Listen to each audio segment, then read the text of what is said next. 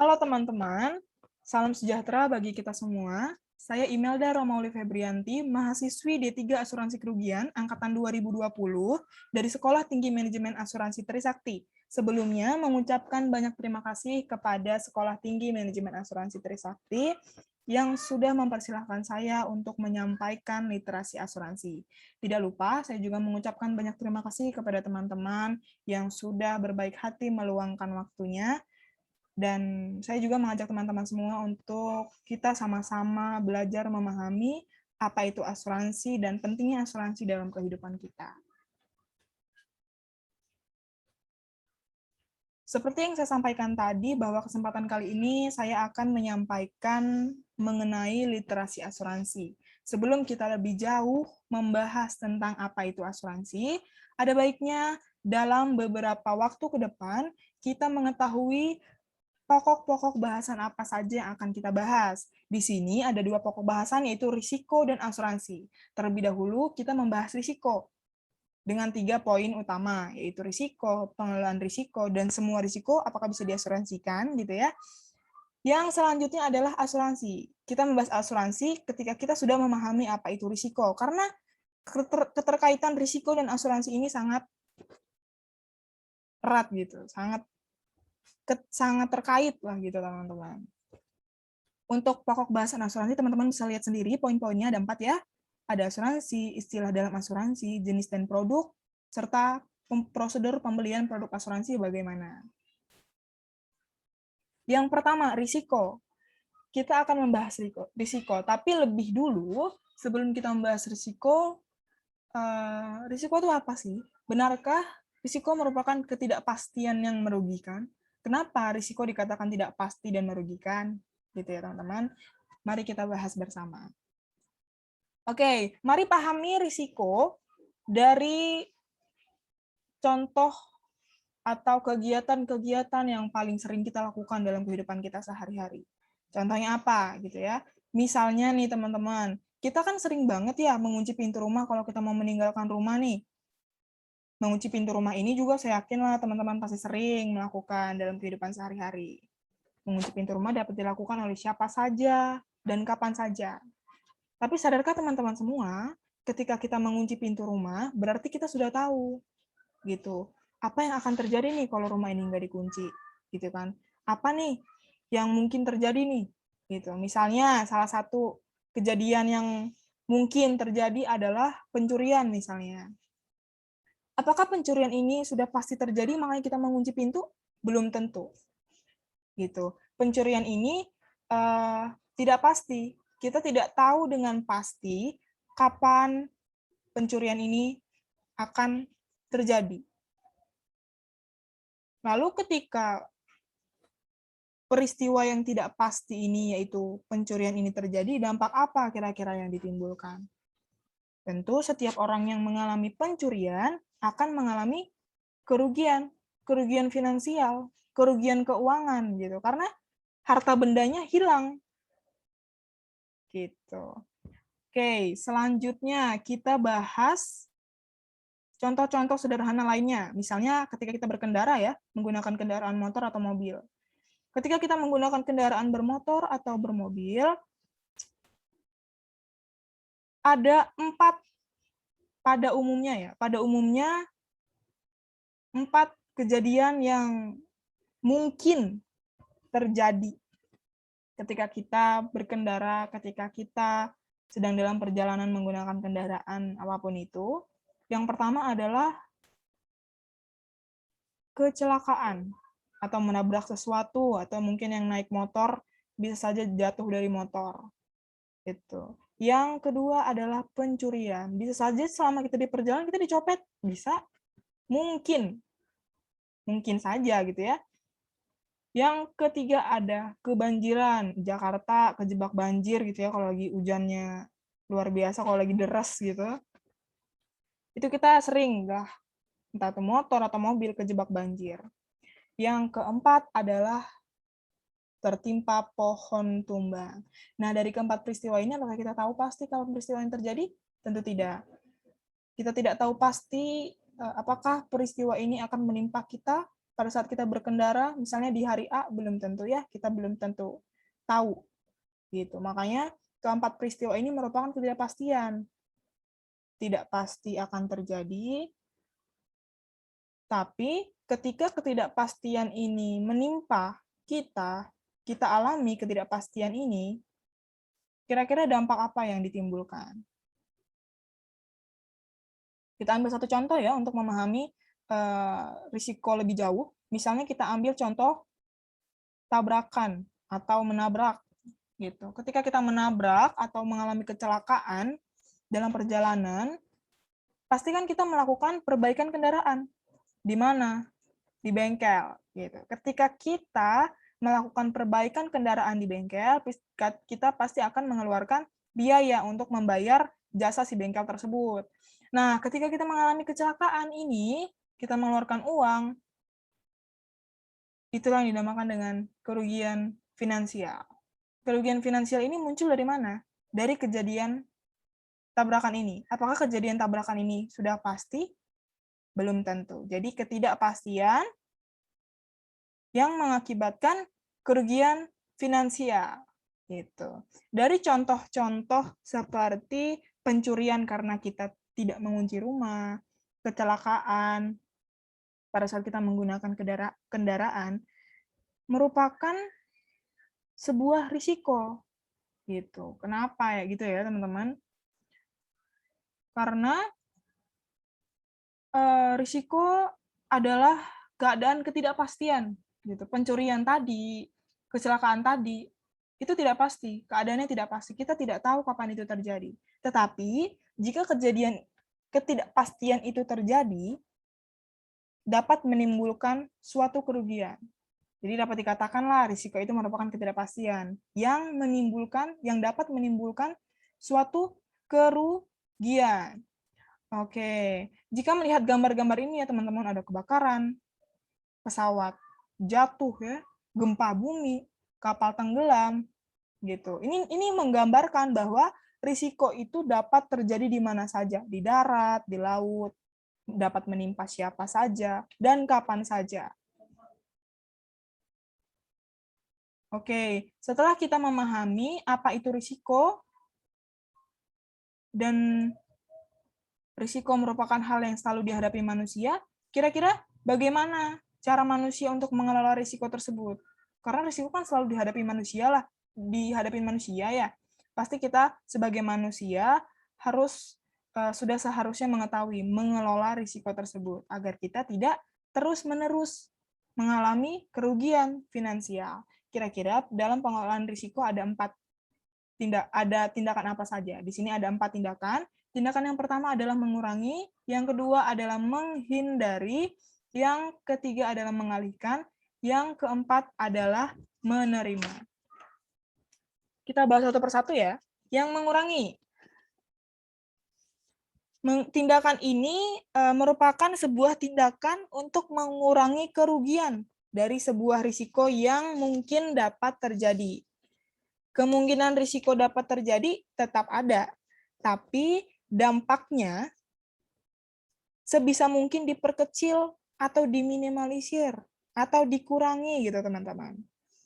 Contohnya apa gitu? Contoh tindakannya apa? Oke, ketika kita menggunakan kendaraan, dengan kita rutin memeriksa kondisi kendaraan, memilih kendaraan dengan fitur keamanan terbaik, atau ketika mengendarai kendaraan di perjalanan gitu ya, kita selalu mematuhi rambu-rambu lalu lintas. Ini contoh-contoh tadi, sikap-sikap tadi, bisa dikatakan dapat mengurangi risiko.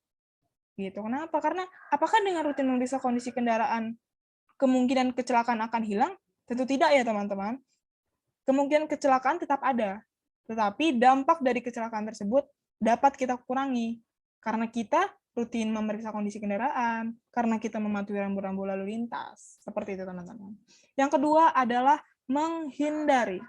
Menurut saya, teman-teman, tindakan ini kurang efektif, gitu ya, teman-teman. Tindakan menghindari ini berarti kita tidak melakukan tindakan yang dapat menyebabkan risiko tersebut terjadi. Misalnya risiko apa? Misalnya risiko kecelakaan nih. Kita menghindari. gitu. Menghindari risiko kecelakaan itu. Dengan apa? Tidak melakukan tindakan yang memungkinkan untuk risiko tersebut terjadi. Gitu. Kenapa saya katakan tidak efektif? Karena dengan menghindari risiko, kita tidak dapat mencapai tujuan kita atau tidak optimal, gitu teman-teman. Misalnya, tidak menaiki kendaraan karena menghindari risiko kecelakaan. Jadinya tindakan dia apa? Berdiam diri di rumah. Apakah ketika kita berdiam diri di rumah, kita bisa mencapai tujuan kita? Misalnya ketika kita berkendara, pasti kita kan memiliki tujuan tuh teman-teman. Tapi karena kita menghindari risiko kecelakaan, jadi kita memilih untuk tidak menaiki kendaraan dan berdiam diri di rumah. Tentu tujuan kita jadi tidak tercapai dong. Pilihan lainnya adalah berjalan kaki misalnya. Berjalan kaki. Ketika kita berjalan kaki, pasti kita memerlukan waktu yang lebih lama untuk sampai di tujuan kita. Yang nantinya mungkin mengakibatkan tujuan kita tidak optimal. Seperti itu, teman-teman. Selanjutnya adalah mengalihkan. Selain menghindari dan mengurangi, kita juga bisa mengalihkan risiko-risiko yang mungkin terjadi kepada pihak lain yang bersedia menerima atau menanggung risiko yang seharusnya kita tanggung. Gitu. Siapa pihak-pihak lain itu misalnya? Adalah asuransi. Nah, melalui cara seperti ini, dengan ketika kita memindahkan risiko kita kepada asuransi dan kita membayar jasa mereka, membayar iuran, itu dapat dikatakan kita sudah membeli asuransi. Kayak gitu. Contohnya apa? Membeli asuransi kendaraan bermotor. Seperti contoh-contoh tadi ya, ketika kita menggunakan kendaraan bermotor, risiko-risiko apa sih yang bisa terjadi? Risiko kecelakaan, risiko banjir gitu teman-teman, risiko pencurian. Nah, ketika kita mengelola risiko-risiko tersebut dengan tindakan mengalihkan, kita menyerahkan gitu risiko-risiko kecelakaan, risiko-risiko banjir, risiko-risiko pencurian kepada si asuransi dengan membayar jasa mereka. Itu jadi si asuransi lah nanti yang bertanggung jawab jika risiko-risiko tersebut terjadi dan menimpa kita. Yang terakhir adalah menerima. Menerima artinya kita hanya bisa merelakan kerugian dari risiko tersebut terjadi, gitu. Pasrah lah gitu teman-teman. Tindakan ini, tindakan menerima tentunya diambil jika tidak ada cara lain atau menjadi jalan satu-satunya untuk menghadapi risiko. Ketika masih ada pilihan lain, pasti kita akan mengusahakan tindakan lain. Gitu. Jangan sampai cuman memilih menerima. Itu artinya kita siap untuk mengalami kerugian. Gitu. Entah itu besar, entah itu kecil. Ketika kita mengelola risiko dengan tindakan menerima, itu artinya kita menerima semua risiko kerugian finansial tersebut. Misalnya dari tindakan menerima ini apa? Mengendarai mobil yang tidak layak jalan, misalnya teman-teman. Kita sudah tahu bahwa mobil tersebut atau kendaraan tersebut tidak layak pakai, tapi kita tetap menggunakannya. Itu artinya kita siap menerima risiko tersebut. Oke. Selanjutnya, kita akan membahas risiko itu kan segala kemungkinan, ketidakpastian, di mana makna dari ketidakpastian atau kemungkinan, sorry teman-teman, maksudnya kemungkinan, jadi segala kemungkinan, ketidakpastian, ini kan kecelakaan, tsunami, pencurian gitu ya, kita tidak tahu pasti kapan hal-hal ini akan terjadi. Apakah semuanya berbagai macam ketidakpastian tersebut dapat diasuransikan? Gitu. Mari kita bahas bersama. Jadi, risiko-risiko itu kan ada 4 macam ya teman-teman. Ada murni, fundamental, khusus, dan spekulatif. Apakah keempat-empatnya ini bisa dijamin oleh asuransi? Tentu tidak. Gitu ya. Ada satu risiko yang tidak bisa diasuransikan, tidak bisa dipindahkan ke asuransi. Risiko apa? Risiko spekulatif. Apa itu risiko spekulatif? Risiko spekulatif merupakan risiko yang bila terjadi memiliki dua kemungkinan. Bisa rugi, bisa juga untung secara finansial. Contohnya apa? Berinvestasi saham di bursa efek. Seperti itu, teman-teman. Kemudian, risiko murni fundamental khusus apakah bisa dijamin? Bisa. Gitu. Murni itu maksudnya ketika risiko tersebut terjadi benar-benar rugi. Gitu. Yang kita alami adalah rugi, gitu teman-teman. Contohnya apa? Seperti kecelakaan, kebakaran, bangkrut gitu ya. Selanjutnya adalah fundamental. Risiko fundamental ini adalah risiko yang ketika terjadi memberikan dampak yang sangat luas. Bisa jadi faktor pemicunya adalah bencana alam atau kebijakan pemerintah. Kita semua tahu ya bahwa beberapa waktu lalu di Indonesia pernah di lockdown, di mana banyak perusahaan yang merumahkan karyawannya, gitu ya. Nah, ketika perusahaan-perusahaan tersebut merumahkan seluruh pekerja, itu artinya kan merugikan orang dalam jumlah banyak ya. Itu bisa disebut sebagai risiko fundamental. Yang selanjutnya adalah risiko khusus. Risiko khusus itu apa sih? Risiko yang dampak maupun penyebabnya hanya mempengaruhi lingkungan lokal gitu. Jadi pribadi itu aja. Gitu teman-teman. Contohnya apa? Pengangguran atau seorang pencuri ini. Seperti gambar yang teman-teman bisa lihat. Ketika seorang mencuri, maka risiko yang ditimbulkan hanya mempengaruhi individu tersebut. Gitu. Jadi satu-satunya risiko yang tidak bisa diasuransikan adalah risiko spekulatif. Yang kedua adalah asuransi. Benarkah asuransi merupakan sebuah perjanjian? Gitu ya teman-teman. Sebelum kita membahas asuransi, masuk ke dalam asuransi, dalam hidup tidak ada kejadian yang tidak mungkin untuk terjadi dalam kehidupan ini. Termasuk hal-hal yang berpotensi merugikan kita. Banyak ya hal-hal yang berpotensi merugikan kita ya. Bahkan ketika kita melakukan hal-hal sederhana, kita tahu gitu. Hal sederhana itu ketika kita lalai melakukannya bisa berpotensi untuk merugikan kita. Contohnya apa? Tadi tidak atau lupa mengunci pintu rumah. Ketika kita berkendara di perjalanan, kita tidak mematuhi rambu lalu lintas, itu berpotensi merugikan kita. Gitu. Maka dari itu, untuk mengurangi kerugian dan kejadian-kejadian tidak terduga itu, kita harus pandai-pandai teman-teman menyiasatinya. Salah satu langkah yang tepat adalah melimpahkan kejadian itu atau kejadian tidak terduga itu kepada asuransi. Berbicara tentang asuransi, apa sih sebenarnya asuransi itu? Oke, asuransi merupakan perjanjian dua pihak. Dua pihak, itu artinya pihaknya ada dua ya teman-teman ya, ada dua pihak. Pihak yang pertama bisa dalam bentuk individu atau komunitas, di mana pihak individu dan komunitas ini memiliki perjanjian dengan perusahaan asuransi. Pihak pertama yang dinamakan tertanggung, gitu ya, adalah pihak yang membayar premi. Premi itu iuran, teman-teman. Membayar kontribusi kepada perusahaan asuransi. Pihak yang kedua adalah perusahaan asuransi yang memberikan manfaat ketika suatu risiko yang dilimpahkan kepada perusahaan asuransi terjadi. Gitu, teman-teman. Memberikan manfaat kepada si tertanggung. Jadi, tertanggung itu individu dan komunitas ini ya, teman-teman. Tertanggung adalah pihak yang membayarkan premi, membayarkan iuran kepada perusahaan asuransi, kepada pihak kedua, gitu ya. Nah, pihak kedua ini adalah pihak yang menerima risiko, pihak yang mengalihkan risiko, pihak yang menerima pengalihan risiko dari tertanggung, gitu, teman-teman, maksudnya. Pihak asuransi ini memberikan manfaat kepada individu atau komunitas. Nah, tadi kan kita tahu ya bahwa asuransi merupakan sebuah perjanjian antara dua pihak. Pihak yang pertama, pihak tertanggung, individu atau komunitas. Pihak yang kedua adalah pihak asuransi. Di mana perjanjian kedua belah pihak ini tertuang di dalam polis. Jadi, polis di sini merupakan dasar dari perjanjian mereka.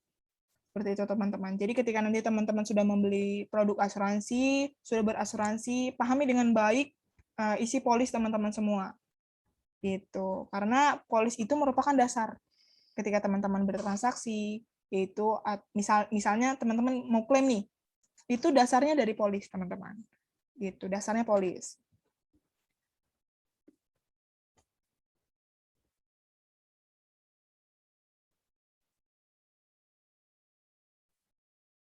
Jadi yang selanjutnya adalah dari ilustrasi sebelumnya, apa itu asuransi? Asuransi merupakan aktivitas pengalihan risiko dari suatu pihak ke pihak lain, dari pihak tertanggung ke pihak penanggung ya teman-teman ya, yang di dalamnya terdapat aturan-aturan dan prinsip-prinsip yang dipatuhi oleh kedua belah pihak gitu. Di mana aturan-aturan dan prinsip-prinsip yang dipatuhi oleh kedua belah pihak ini tercantum di dalam polis.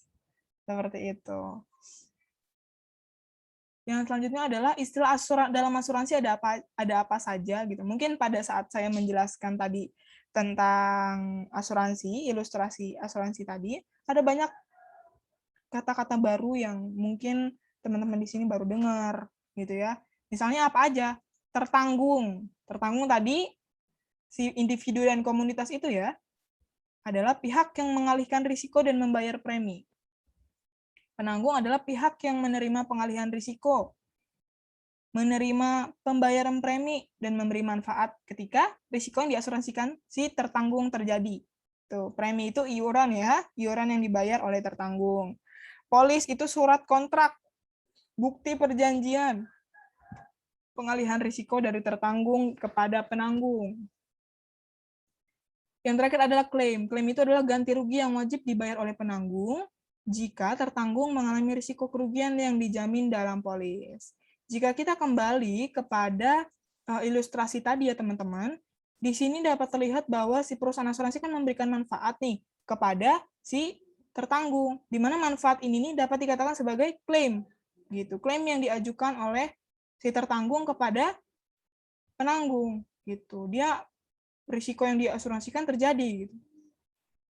Dia mengajukan klaim, mengajukan ganti rugi kepada perusahaan asuransi. Maka si perusahaan asuransi memberikan manfaat, memberikan ganti rugi kepada si tertanggung.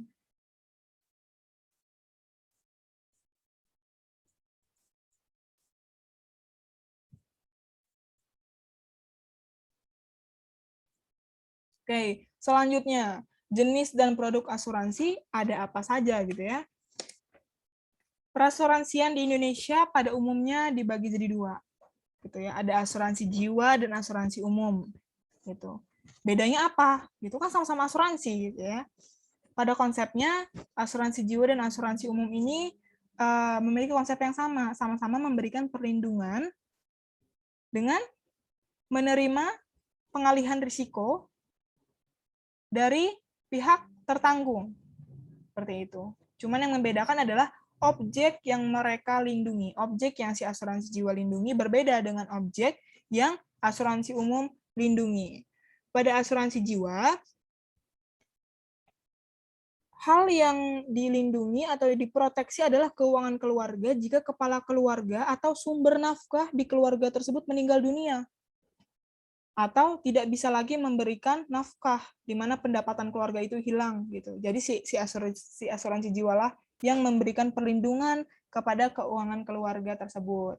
Gitu. Bagaimana dengan asuransi umum? Asuransi umum ini merupakan perlindungan harta benda terhadap kerusakan maupun kehilangan yang dapat mengakibatkan kerugian finansial. Jadi, kalau jiwa lebih kepada manusia ya teman-teman, tapi kalau asuransi umum lebih kepada harta benda gitu teman-teman. Oke. Selanjutnya adalah kita membahas tentang produk-produk dari masing-masing asuransi ini. Jadi asuransi jiwa ada produk-produknya, ada produk-produk asuransinya, asuransi umum ada produk-produk asuransinya. Gitu. Mari kita bahas satu persatu. Dimulai dari asuransi jiwa. Asuransi jiwa memiliki 4 produk asuransi, gitu ya. Seperti yang kita tahu bahwa asuransi jiwa merupakan perlindungan terhadap timbulnya kerugian finansial karena hilangnya pendapatan di keluarga tersebut, penghasilan di keluarga tersebut. Gitu. Misalnya sumber pendapatannya dari mana? Kepala keluarga. Tapi kalau kepala keluarganya meninggal, lantas dari mana mereka mendapatkan penghasilan? Gitu. Itu di asuransi jiwalah yang memberikan perlindungan terhadap keuangan keluarga tersebut. Gitu. Ketika sumber nafkah tersebut hilang atau stop, dengan kita menggunakan asuransi jiwa, keluarga tidak kehilangan pendapatan dan bisa hidup dengan layak selama beberapa tahun ke depan. Itu asuransi jiwa tadi produknya ada 4 ya teman-teman ya. Ada asuransi jiwa berjangka, asuransi jiwa seumur hidup, asuransi jiwa dwiguna, asuransi jiwa unit link gitu ya. Yang dimana keempat-empat ini memiliki karakteristik yang berbeda-beda. Asuransi jiwa berjangka, namanya aja udah berjangka gitu teman-teman ya. Itu ada batasnya gitu ya. Nah, batasnya apa? Waktu. Gitu. Asuransi jiwa berjangka ini memberikan proteksi tetapi dalam kurun waktu tertentu. Biasanya kurun waktunya bisa 5 tahun, 10 tahun, 20 tahun. Itu sesuai dengan penawaran dan kesepakatan antara perusahaan asuransi dan pemegang polis. Gitu. Asuransi jiwa berjangka ini memiliki kisaran premi yang cukup terjangkau, teman-teman. Walaupun terjangkau preminya, tapi perlindungan yang diperoleh cukup bagus, gitu. Bisa mencapai miliaran rupiah bahkan.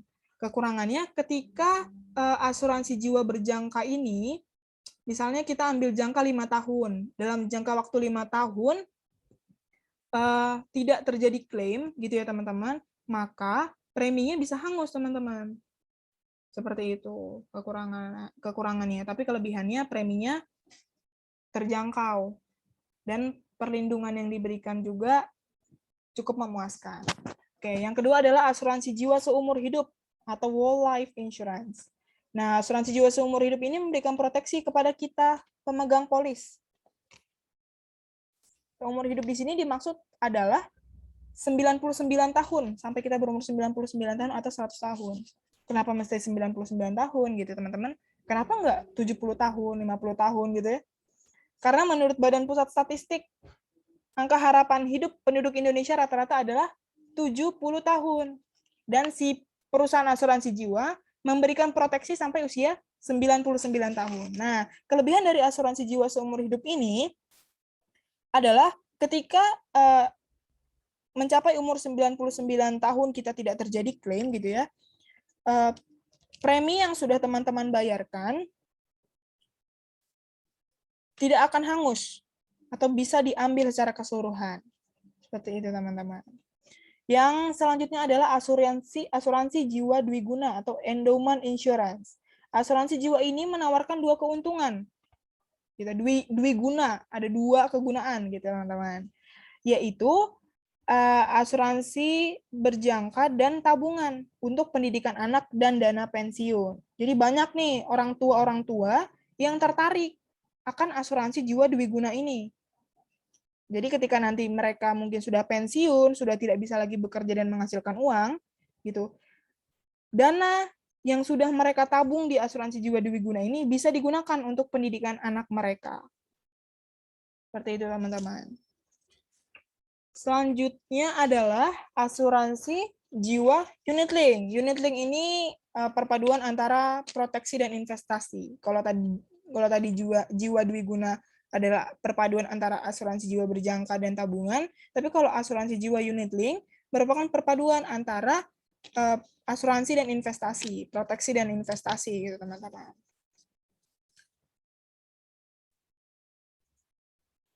Oke, selanjutnya adalah asuransi umum gitu.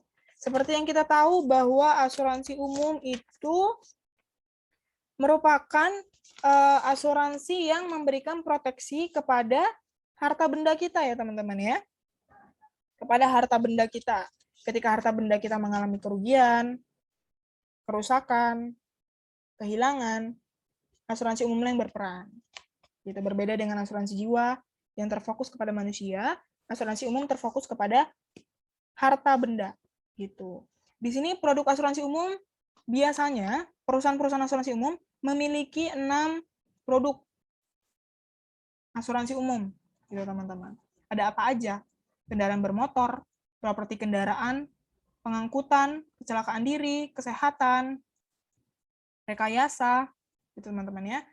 kita bahas satu persatu ya. Kendaraan bermotor. Ini memberikan perlindungan berupa ganti rugi jika terjadi kerusakan atau kehilangan pada kendaraan bermotor. Perlu diingat, maksud di sini kendaraan bermotor bukan bukan cuma kendaraan bermotor roda 2, bukan. Tapi definisi kendaraan bermotor ini adalah kendaraan yang digerakkan oleh motor, seperti mobil dan motor. Tapi kendaraan di sini tidak termasuk kendaraan yang tidak bernomor polisi. Jadi harus bernomor polisi dan digerakkan oleh kendaraan. Gitu. Itulah yang dijamin oleh produk asuransi kendaraan bermotor atau motor vehicle. Seperti itu, teman-teman. Yang selanjutnya adalah properti atau kebakaran. Di mana properti atau kebakaran ini memberikan jaminan perlindungan terhadap kerugian yang ditimbulkan atas properti dan isinya dari risiko kebakaran. Gitu.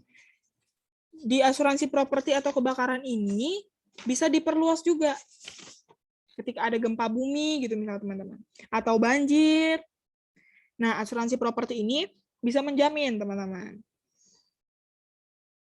Jadi cocok nih buat teman-teman yang mungkin punya rumah, gedung, gitu, ruko gitu. Itu bisa pakai asuransi properti gitu. Yang ketiga adalah asuransi pengangkutan. Pengangkutan ini menawarkan perlindungan atas risiko-risiko yang menimpa barang dalam perjalanan. Misalnya kita mau ngirim barang nih lewat laut, darat, atau udara, itu produk asuransi pengangkutan atau marine cargo ini memproteksi barang-barang tersebut dari kerusakan. Seperti itu, teman-teman. Yang keempat adalah kecelakaan diri atau personal accident.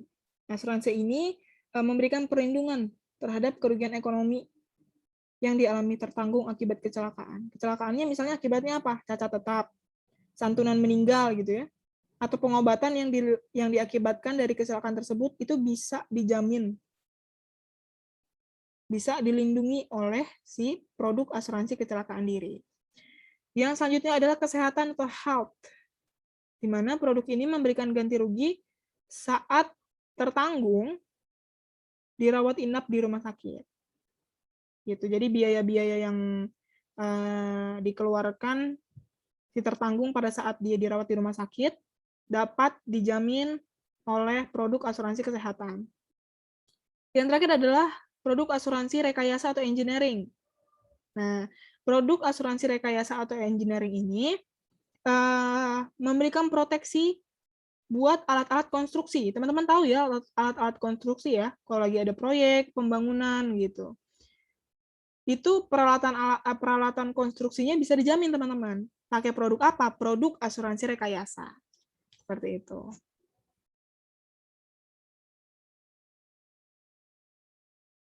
Selanjutnya, setelah kita mengetahui ada berbagai macam produk asuransi gitu ya, teman-teman. Ada berbagai macam produk asuransi, tadi ada asuransi jiwa, ada asuransi umum gitu, asuransi umum di mana produk asuransinya cukup banyak gitu ya. Lantas bagaimana cara kita memilih produk asuransi gitu. Yang pertama harus kita lakukan adalah kita harus menentukan kebutuhan yang sesuai dengan kenyataan dalam diri kita. Kita sedang butuh proteksi apa? Kita sedang butuh perlindungan apa, teman-teman? Gitu. Ketika kita mengetahui perlindungan apa yang sedang kita butuhkan, kita tentu akan mencari produk apa nih yang cocok sesuai dengan kebutuhan saya. Gitu. Baru ketika kita sudah menemukan produk yang cocok dengan kebutuhan kita sebelum melengkapi data dan menyerahkan dokumen, terlebih dahulu kita harus mengecek kondisi keuangan. Nah, cek kondisi keuangan ini tidak kalah penting ya, teman-teman. Karena ketika kita mengikuti asuransi gitu ya, seperti yang saya jelaskan tadi, kita pasti membayar premi gitu. Kita harus mengecek premi asuransi dan menyesuaikannya dengan kemampuan bayar kita. Gitu. Ini wajib dicermati. Karena beban premi harus dilunasi secara rutin setiap bulannya. Gitu. Jika preminya terlalu besar dan tidak sesuai dengan kemampuan kita akan mengalami kesulitan melunasi premi. Yang tentu akan berakibat ketika nanti ada risiko yang kita asuransikan terjadi dan kita mengajukan klaim, gitu tidak bisa dilakukan karena pembayaran preminya tersendat, teman-teman. Jadi, ada baiknya ketika kita mau membeli produk asuransi, pertama adalah menentukan kita butuh perlindungan apa. Yang kedua, cari tahu produk apa yang cocok dengan kebutuhan kita. Kemudian, sebelum kita melengkapi data-data dan menyerahkan dokumen, pastikanlah kemampuan bayar kita. Gitu, jangan sampai tersendat-sendat, teman-teman. Nanti ketika kita mau mengajukan klaim, tidak bisa diproses karena pembayaran premi kita bermasalah. Oke, ketika kita sudah mengecek keuangan, sudah mencocokkan kebutuhan produk dan keuangan kita, selanjutnya adalah kita sebagai calon tertanggung ya, melengkapi data dan menyerahkan dokumen. Gitu. Yang selanjutnya adalah menyerahkan dokumen kepada siapa? Kepada perusahaan asuransi bisa, kepada agen asuransi bisa. Agen asuransi itu jembatan, teman-teman, antara perusahaan asuransi dan kita. Gitu.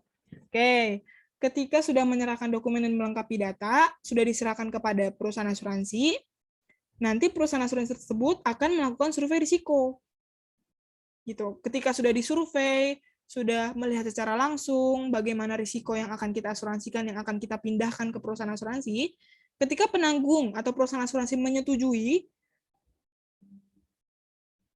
risiko yang akan kita pindahkan ke perusahaan asuransi, maka kita akan menerima polis asuransi. Perlu diingat bahwa polis asuransi ini merupakan surat kontrak, bukti nyata perjanjian antara kita sebagai tertanggung dan perusahaan asuransi sebagai penanggung. Seperti itu, teman-teman.